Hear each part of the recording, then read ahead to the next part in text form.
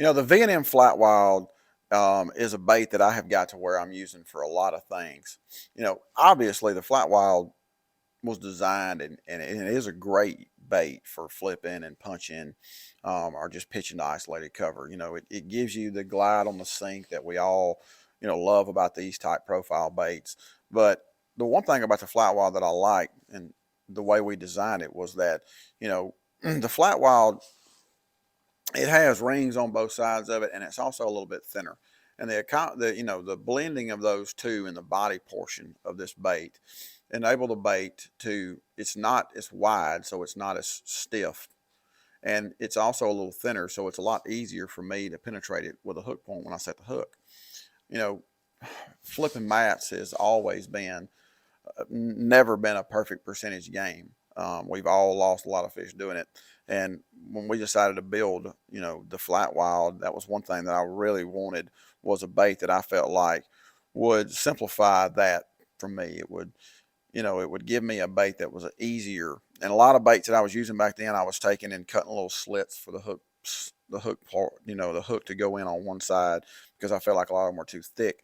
So by thinning it up, we've made it to where you can just take it right out of the package, Texas rig it, and just go at it and feel confident that you're going to get good hook penetration when you do get a bite.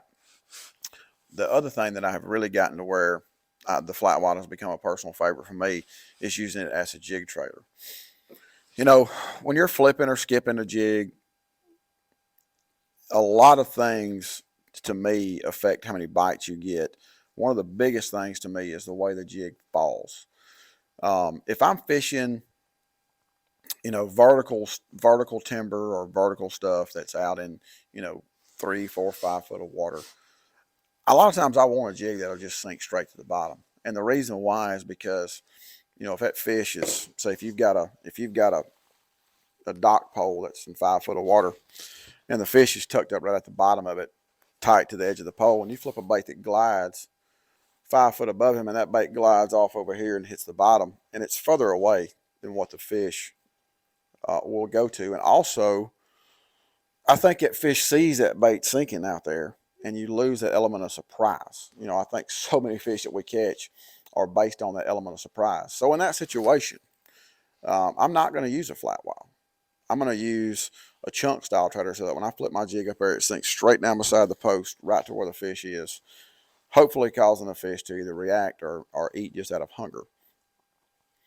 The flip side of that is whenever I'm fishing up shallower, like say in the shade of boat docks or shaded willows, I feel like so many times the fish in that environment are keying on bluegill. This is where I really like the Flatwild. And all I do, I just thread it on a jig, just the whole thing, for this situation.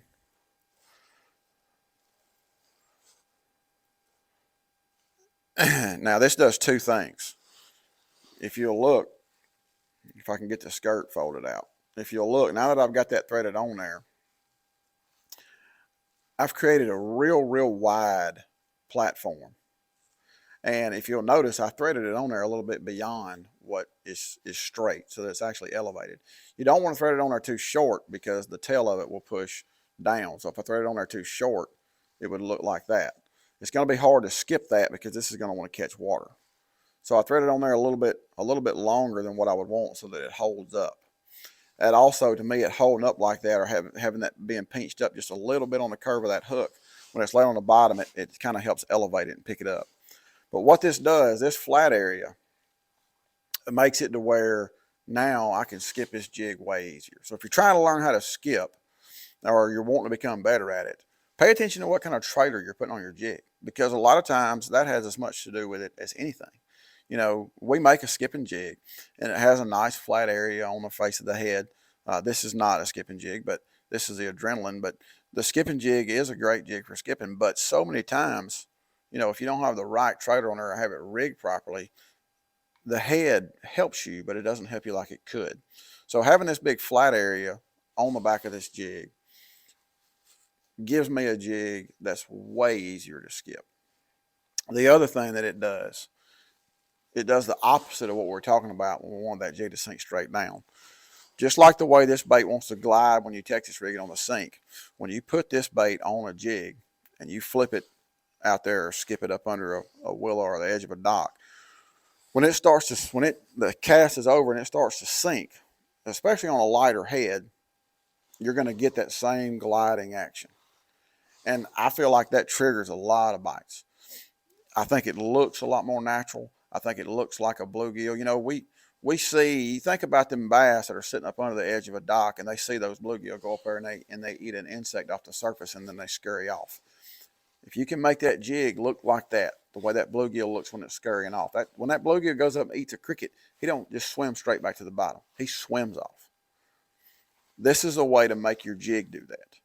You skip your jig up under there, it goes, that fish gets his attention, and then here comes this, your jig is curving off around so many times that, that's enough to make those fish react and react better than what they will to a bait that just sinks straight down. So the Flatwild, yes, bar none, has become one of my favorite jig trailers, again, for the right situation. Now, if you take a Flatwild and you remove the side appendages, and then I'm not going to cut this one, but the first thing I do is remove the side appendages, and then I just cut the rings off the side and then nip it off about an inch. You end up with just this little piece right here. I don't know how well you can see that. But in this world of all the little finesse jigs and little micro jigs, to me, this makes as good of a little micro trailer as what you could ever ask for. And it's what I've been putting on my little finesse jigs for the last couple of years. And all I do is once I get it nipped out and cut out, I'm just simply going to just thread it on there.